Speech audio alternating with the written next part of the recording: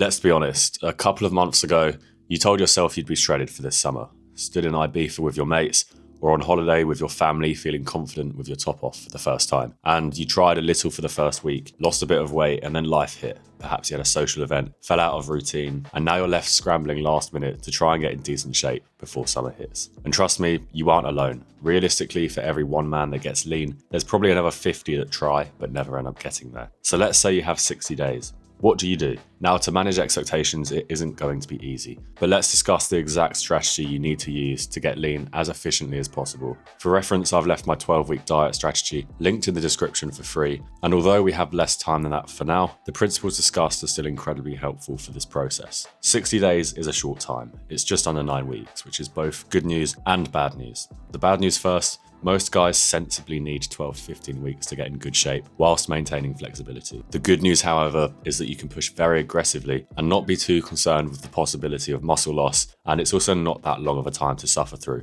Typically, we'd usually want to see a weekly rate of loss between 0.5 to 1%, but in this case, we want to push a little harder. So if you're 200 pounds, you're looking at roughly 2 pounds or more a week. This should be attainable for most over a 9-week period, as long as you really do lock in and nail every single training session, don't fall off plan, and stay on track at least 95% of the time. So the first week, we need to jump into a big deficit straight away. You don't need to be doing cardio just yet, but figure out your maintenance and subtract 600 to 700 calories. If you don't know your maintenance, we don't have time to faff with online calculators, so just times your body weight by 14. Protein and fats must stay at 1 gram per pound and 0.35 grams per pound, and then carbs make up the rest of your diet. Split this across 4 meals a day and keep carbs higher around your training sessions. For training, we purely want to stimulate the muscle adequately and then leave the gym. That means choosing a full body split or upper lower with 8 or so sets per week, very close to failure. We don't want to be doing any intensifiers or a ton of volume purely because food will be low and we don't want to accumulate unnecessary fatigue.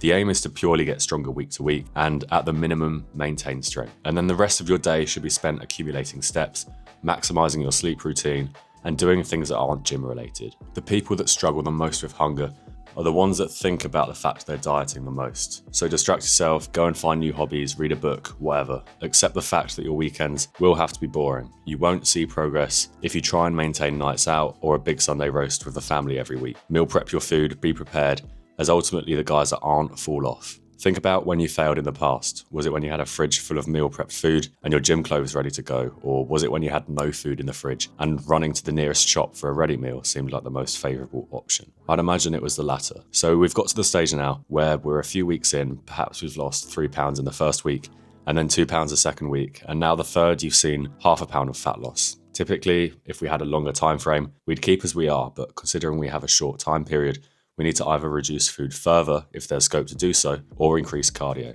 If you're decreasing cardio, pull 200 calories from your current deficit, and this should come from carb sources, not protein or fats. If you choose to add cardio, add 2 sessions of half an hour of low intensity cardio, preferably on a stationary bike, as this will be far less fatiguing than the likes of a treadmill or Stairmaster. Shoot for zone 2 heart range. If you want to do a mixture of both reducing food and increasing cardio, that's perfectly fine too. And essentially, what we want to do for the remaining weeks is rinse and repeat this process. If we don't see the desired weekly loss, we adjust quickly, as we don't have the time we'd usually have to assess over a longer period. You might ask about cheat meals, and to be frank, if you're trying to make real change very quickly, we don't have time for that. You have to scratch the idea of balance out of your mind. You'll have to say no to socials, you'll have to eat the same meals every day, and yes, near the end you will feel hungry and unmotivated. But ultimately, that's the exact reason people stay out of shape. Losing the first few pounds is easy, you aren't hungry yet, you don't feel tired, and so there's nothing to worry about. But 6 or so weeks, when hunger hormones elevate, you start to question whether it's worth it,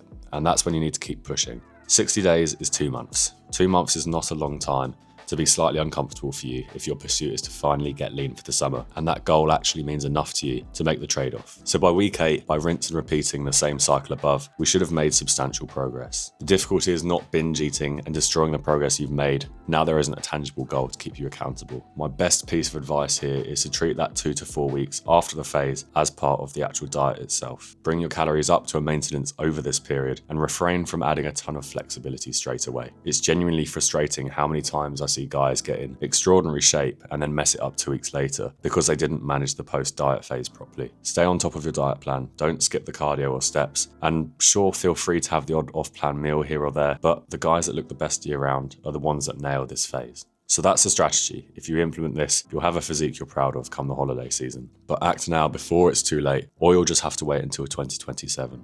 If you want my help getting there, I do have some one-to-one coaching slots available, which you can secure using the link in the description. As always, thanks for watching. Make sure to drop a like, subscribe, and I'll see you in the next video.